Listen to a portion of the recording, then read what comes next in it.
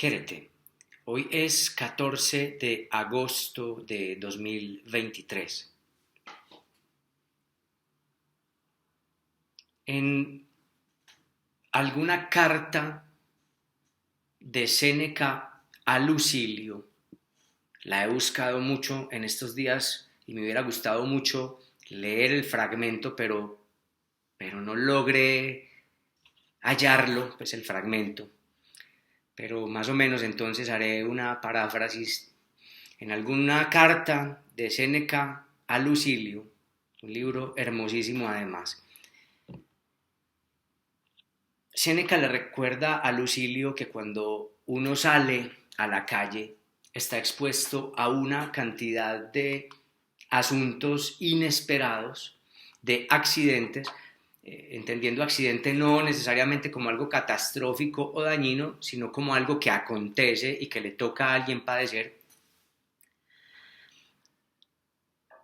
Es decir, o insisto, cuando uno sale a la calle, cuando sale de su casa, pues sale básicamente a encontrarse con el otro y con lo otro, con lo que acontece, con la fortuna. Y no es que la fortuna no entre a la casa, sino que hay muchas más oportunidades de toparse con ella en el exterior. Séneca pone los ejemplos de que cuando se iba al baño público, recuérdese que los baños públicos en la antigua Roma no eran exactamente como los que entendemos en la actualidad, donde hay cubículos, donde cada cubículo tiene su rollo de papel higiénico y donde hay cierta privacidad, sino que el baño público era un lugar abierto, sin paneles, en donde la gente pues hacía sus necesidades, se limpiaba y donde también había y también estaban las termas donde todos los ciudadanos podían ir a tomar sus baños y todo el mundo se topaba con todo el mundo. Entonces Séneca describe que cuando se sale al baño, que se sale a la casa y se ingresa a un baño público, uno tiene que toparse con los malos olores de las excrescencias de los organismos propios y ajenos, que alguien, no sé si es exactamente así, pero que alguien que estuviera orinando a uno le puede salpicar esa orina, o que alguien puede en el foro, en el ágora, pues como dirían los grecos y como se dice en greco, en el ágora, en el foro, alguien podía empujarte o pisarte. Y bueno, básicamente pues con eso es lo poquito que recuerdo como de las descripciones que él hace de lo que le podía pasar a alguien que salía a la calle. Es exactamente igual que lo que acontece cuando salimos hoy a la calle. Alguien puede pisarnos, alguien puede empujarnos, vamos a hacer fila a un banco o a una tienda o a un teatro para comprar algo y hay una fila grande y toca esperar mucho más tiempo del que uno hubiera querido. Bueno, cosas más graves como que uno salga a la calle y alguien te atraque y te robe, bueno. Pero Séneca no pone pues los ejemplos del robo en donde yo recuerdo. No importa, yo creo que la idea pues queda clara con eso. Y creo que Séneca le está diciendo a Lucilio básicamente que el mundo no es la comodidad que uno espera y que entonces hay que reflexionar sobre la indignación. Creo que es esto lo que él está planteando. Y no importa, en este caso me toca hacer una paráfrasis y quiero reflexionar acerca incluso de ese recuerdo tal como lo tengo ahora. A mí me parece muy interesante que el mundo antiguo tenía claro de una manera diferente eso que el psicoanálisis llegó a llamar el principio de realidad. ¿Qué es el principio de realidad? Todo aquello que nos hace recordar que no existe solamente nuestros deseos, ni nuestros fantaseos, ni nuestras imaginaciones acerca de lo que el mundo debería ser. Son nuestros deseos de que no hubiera fila en el banco, de que no hubiera tropiezos a nuestros propósitos, lo que logra o lo que conquista que haya indignación en nosotros. Una primera enseñanza de esto sería, recuerda que no está solo tu deseo. Recuerda que el mundo no es lo que deseas simplemente porque tú lo deseas. Recuerda que hay más que tú. Y esto me parece ya de por sí muy interesante, porque Séneca le recomienda a Lucilio que piense en su indignación y que piense en las causas de su indignación. Es inevitable encontrarse con el otro y que el otro a veces moleste, te pise, te empuje, que haya gente en el banco. Y peor aún cuando uno cree tener afán, cuando uno siente que tiene poco tiempo o que tiene el tiempo medido y que tiene una reunión luego y tiene que hacer una fila muy larga en una tienda, en un banco, en donde fuere. Eso aumenta la rabia, la indignación de la persona. El mundo antiguo tenía muy claro que no existe solo el deseo y que el deseo por serlo, que las ilusiones por serlas, que las fantasías por serlas propias, no son de obligatorio cumplimiento para el universo, ni para la polis, ni para la natura, ni para la fortuna.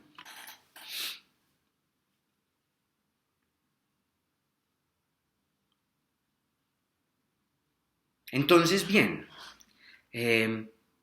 primera gran enseñanza, hay una recordación de que existen otras cosas y no solamente uno mismo con sus deseos. Segundo, que podríamos derivar de esto, los demás están más o menos por analogía en una lid similar, en una lid parecida. Cada quien está luchando también con sus propósitos, con sus ilusiones, y salir al ágora, salir al foro, salir de la casa, es básicamente haber tomado la decisión de toparse con otros y con lo otro.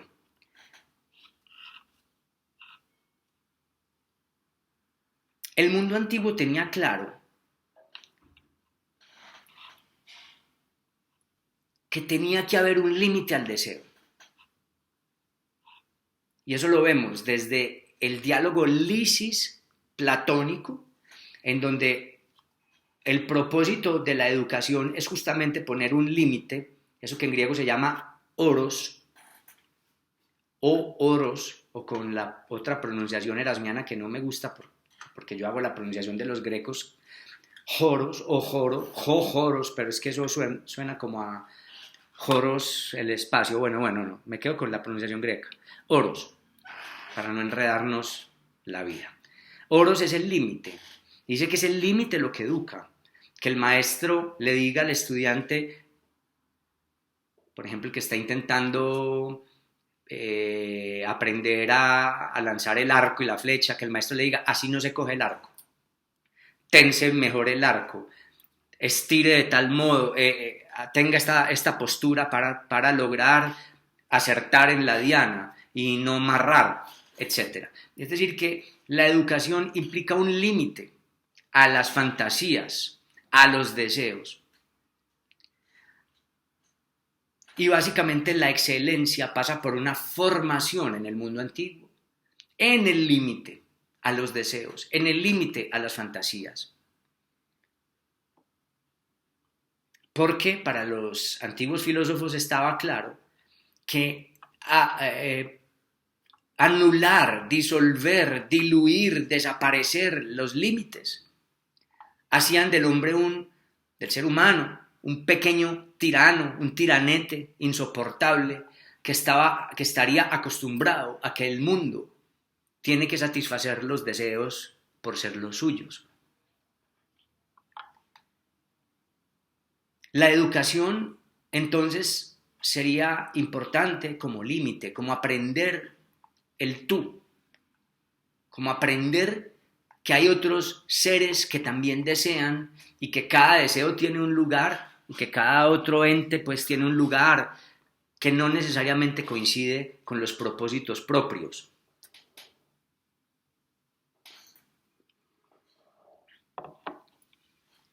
Todo esto porque Séneca, tal como recuerdo el fragmento, seguramente intentaba aleccionar a Lucilio para que se diese cuenta de que se estaba dando una mala vida con esas indignaciones por cosas que además no dependían de él. Que esto es muy importante en el estoicismo. Saber discernir, saber discriminar entre aquello que está en las manos de cada quien y aquello que no. De algún modo la indignación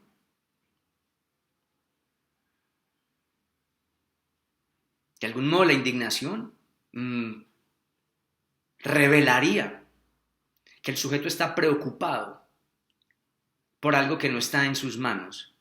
¿Y qué es aquello que no está en sus manos en este tipo de casos? Que el mundo sea lo que yo quiero o lo que yo necesito, nada más porque yo soy yo. En últimas, lo que está en entredicho es la petulancia, la arrogancia, la infatuación. Porque como uno para sí mismo es muy importante y tiene que serlo, tiene que haber cierta filaftía o cierto amor por sí mismo, cierta consideración hacia sí mismo para poder cuidarse, sentirse importante. Sin embargo, como somos y nos sentimos cada quien importantes y el centro del universo, porque no tenemos otro punto de referencia más, digamos que esa visión egoísta, esa esquina en la que habitamos y a la que cuidamos, pues entonces creemos por esa valoración que tenemos sobre nosotros mismos que el resto del mundo debería tener esa misma valoración, que el resto del mundo considerase que yo soy tan importante para ellos como yo lo soy para mí mismo. He ahí el germen de la tiranía. Tengo una lista de reproducción que los invito a atender si el tema del dogmatismo y la tiranía les gusta, que se llama La opción por el dogmatismo. Y ahí desarrollo mejor el tema de qué es por qué somos unos pequeños tiranos todos en acto y en potencia. Volviendo pues al tema, el mundo antiguo responde con el principio de realidad. Con el principio de realidad, primero para recordar que el mundo no tiene que estar en el mismo punto de referencia en el que yo estoy, ni está obligado a seguir mis propósitos nada más porque yo soy yo. Y segundo, que el límite educa, básicamente porque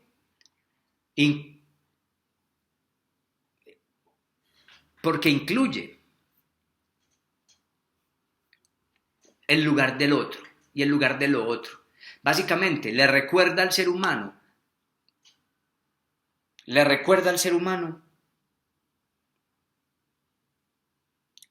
que no es lo único que existe y que los deseos no son omnipotentes.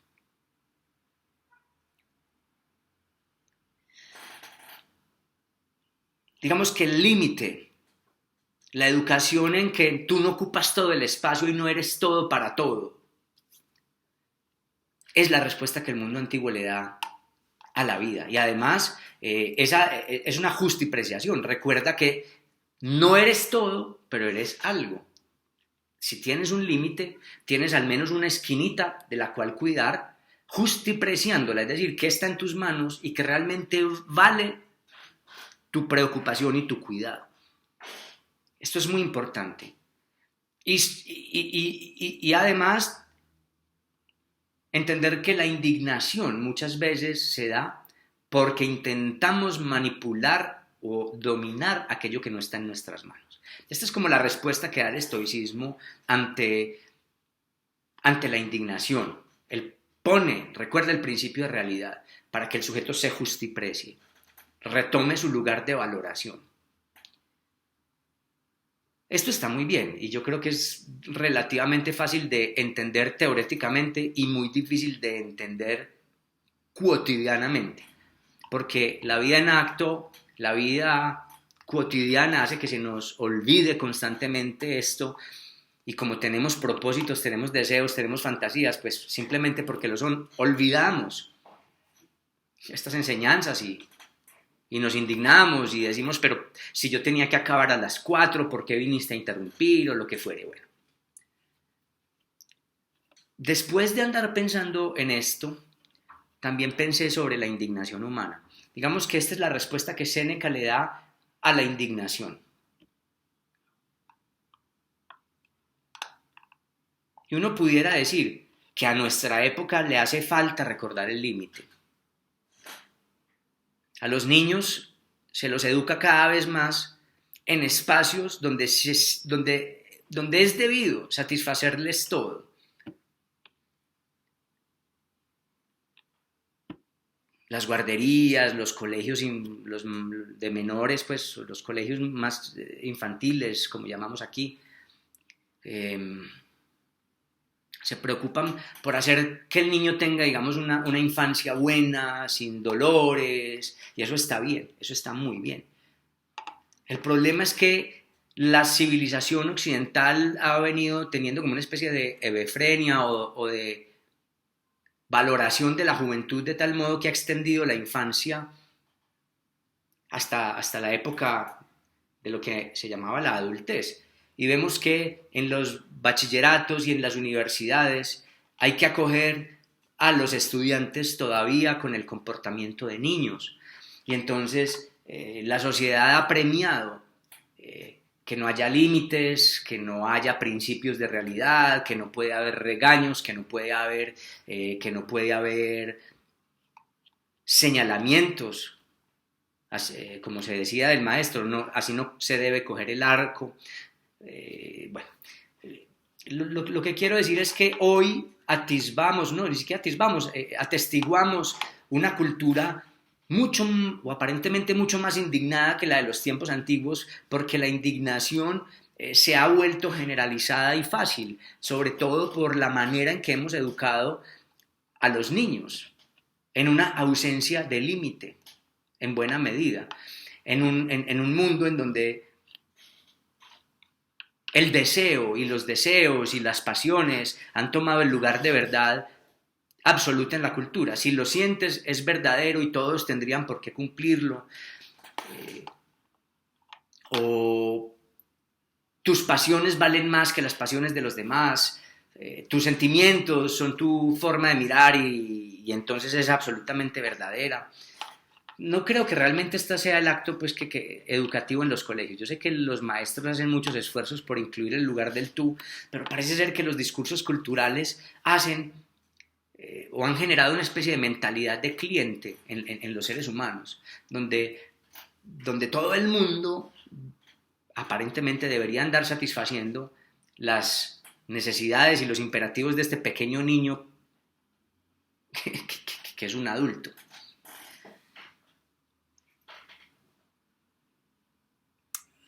A veces me da la impresión, y yo sé que hablar de las sociedades y sobre todo en abstracto y no de casos concretos es hablar de todo y de nada, y entonces todo lo dicho en este video puede ser rebatido fácilmente, pero a veces me da la impresión de que la sociedad actual ha fallado en recordar el límite, recordar eso que Freud llamaba el principio de realidad y que Séneca llamaba la fortuna y el otro.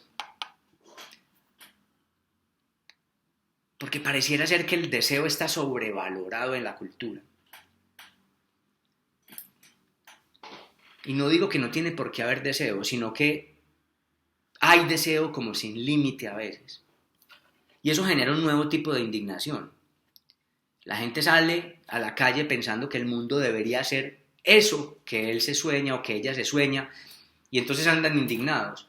Que el transporte público no sé qué, que me pisaron en la calle, ¿cómo así que yo salgo y el otro se me queda mirando, el otro no debería mirarme? ¿Cómo así que yo salgo y hay alguien que se me acerca a pedirme el teléfono, el otro no debería andar pidiéndome el teléfono? Es decir,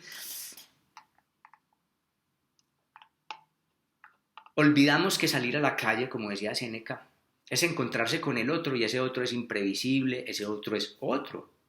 Tiene sus propósitos, sus deseos, sus formas de mirar. Y pareciera que nuestra época a veces, o en muchos indignados, quisieran negar al otro como alguien que tiene una posibilidad de afectarnos, de ser accidente. Y afectarnos no es necesariamente algo negativo, de invitarnos a un café, de preguntarnos la hora, de decirnos su opinión de la vida. Es que usted no tiene por qué andar diciéndome la opinión de la vida. Usted no tiene por qué andar diciéndome esto o aquello.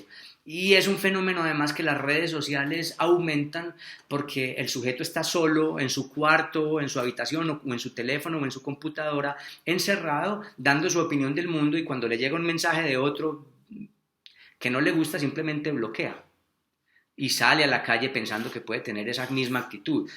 Es muy interesante y muy triste que en alguna medida siento que en las nuevas generaciones hay una indignación mucho más exacerbada justamente por la ausencia de límite, que permite valorar al otro como posibilidad incluso incoincidente o no coincidente con lo que yo pretendo de la vida.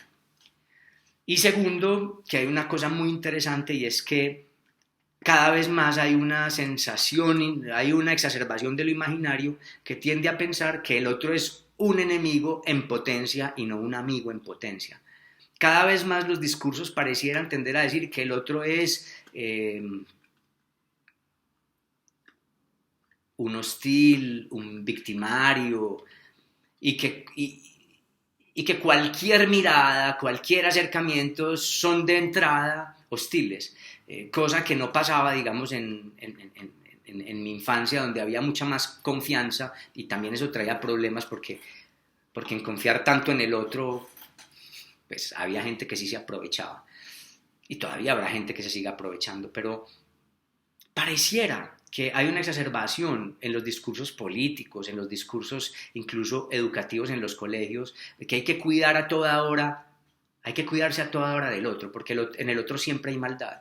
Entonces, cualquier invitación a un café, cualquier mirada, es sentida de inmediato como un daño en potencia o en acto o de facto, lo cual también es muy triste porque la sociedad debería fundarse, como decían los antiguos, y este debería ya hace que esté todo en entredicho, porque la vida nunca es lo que debería ser, lo que pensamos que debería ser, que es justo lo que estoy planteando. Pero bueno, los antiguos pensaban que la vida se fundaba, las sociedades se fundaban en el afecto, en la presunción de la buena fe del otro, y eso llegó a estar hasta en las constituciones de los países, todavía está en la constitución de Colombia, pues o en la constitución no, o en la ley. Todavía se debe presumir la buena fe en el otro, pero cada vez más se presume más es la maldad.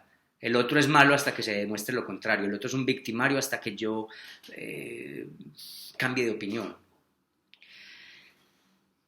Todo esto me llevó a pensar acerca de la indignación. Al principio el video iba más o menos a hacer algo como esto, y es como, para que la gente no esté tan indignada, habría que recordarles la máxima estoica del principio de realidad.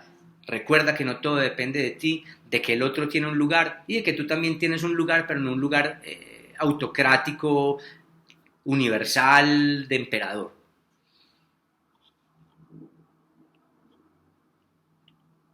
Y sin embargo, pensando esto, cavilando en esto, llegué a la conclusión de que tampoco esa era la solución. Supongamos un mundo en donde todo el mundo viviera con la lógica del estoicismo, es decir, que se educara como en el estoicismo, diciendo el mundo no es lo que tú te imaginas, nada más porque tú imaginas y fantaseas. El mundo, como decía Marco Aurelio, la vida se parece más a una lucha que a un baile. Esto no exentaría la indignación humana, porque perfectamente pudiera haber alguien que contestase, y si sabías que el mundo, pues que le contestase por ejemplo al educador o a los padres, y si sabías que este mundo era tan arduo, tan doloroso, tan lleno de penurias y de adversidades, ¿por qué me trajiste al mundo? ¿Por qué me arrojaste al mundo si preconocías estas leyes? Es decir, se generaría otra indignación, ya no la indignación de que el otro existe y es, y de que entorpece u obstaculiza u obsta mis deseos, sino de, si sabías que este mundo era tan difícil, ¿por qué me trajiste a vivir? ¿Por qué estaba arrojado a estas leyes que sabías que eran tan adversas? Cuando reflexioné acerca de esto, me dije que la indignación humana no tiene fin y que la indignación es el modo de manifestar el dolor de existir. El principio de realidad, más bien, la indignación es un modo de evidenciar en los individuos que se han topado con algo de la realidad, del principio de realidad. O sea, estar indignado es haber ya conocido un dolor, el dolor de que los deseos míos no son omnipotentes. En ese sentido, estar indignado es haber ya sabido algo, independientemente de la sociedad y de la época en la que estemos. Estar indignado es darse cuenta de que la deontología que uno tiene, de los propósitos que uno tiene, no se satisfacen nada más porque uno es uno. Y uno lo llama dificultades, injusticias, adversidades, hostilidades, molestias. Creo, después de reflexionar esto, que no hay solución para la vida humana y que vivir de algún modo implica desear y que desear implica estar necesariamente en contacto con el principio de realidad. Recuerdo sí al psicoanálisis, a Freud, cuando dice que es la fundación del otro y la ley del otro y los límites del otro los que generan simultáneamente estas dos cosas. En un primer momento el deseo, porque se desea aquello que no se tiene, aquello que aparece del lugar del otro, pero a su vez surge con ese mismo principio la frustración, es decir, el deseo emerge desde un límite que pone al otro allí y a mí aquí, y entonces yo puedo desear algo del otro, una propiedad, el amor, etc. Pero a su vez el deseo tiene consigo, como concomitante, como de suyo, también el malestar y la posible indignación. Desear es, de algún modo, ya saber que hay un límite. Y estar indignado es justamente haberse topado de frente con ese límite. Entonces creo que no hay solución a la indignación y que la indignación quizás es un modo de saber. Lo que pasa es que lo que habría que hacer es mirar qué posición tomar ante las indignaciones, que es lo que yo creo que también es el estoicismo. Mira de qué te estás indignando, mira qué es lo que estás pretendiendo, mira a qué estás aspirando constantemente y mira sobre todo qué posición estás tomando ante la vida que hace que a toda hora te estés quejando de cosas. Yo creo que ahí sí hay un punto válido, pero no creo que haya una solución posible al malestar del dolor, que este es el malestar continuo, al menos del neurótico, dirá Freud, del dolor de estar deseando.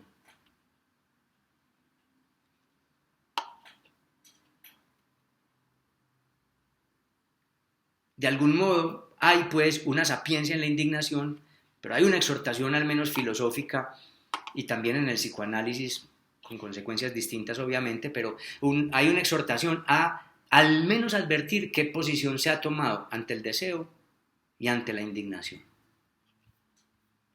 Muchas gracias por atender este video, hasta aquí estas palabras, muchas gracias por atender estas opiniones. Αυταΐσαν, ευχαριστώ πολύ για όσους βλέπετε τούτο το βίντεο. Χαίρετε. Γεια.